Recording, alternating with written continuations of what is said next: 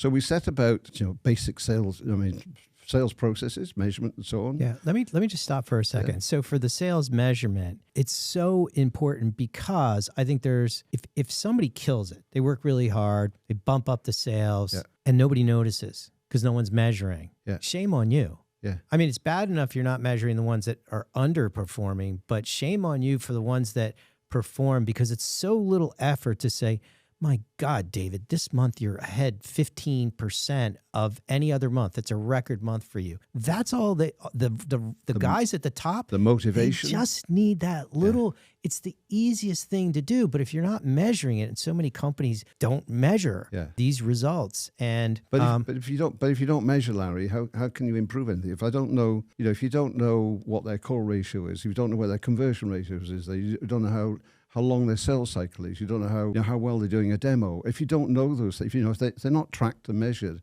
how on earth can you hope to improve it?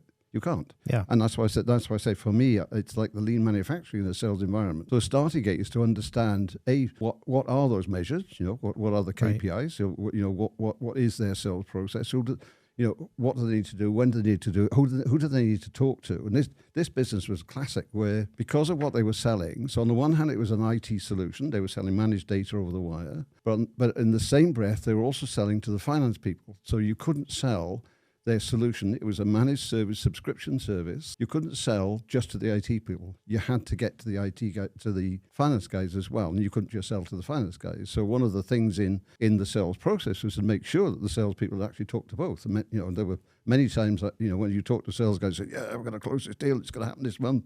You say, "Well, have you met Fred, the finance director?" Well, no, not yet. So it's impossible. You can't sell it unless you do that. So the first thing is to understand what it is they're supposed to be doing. What are they doing? Where are the gaps in between their activity? And then once you've got that, then you can look at incrementally improving the performance of those sales guys. So once you understand that they're, to go from from a proposal into a negotiation with the customer, they're converting 80% of it into the next stage. And you say, well, okay, so how do I get that to be 82%? What is it that I can do with that salesperson in terms of their knowledge or their skill or the activity or the questioning in order to improve it? And incrementally, that's how it works.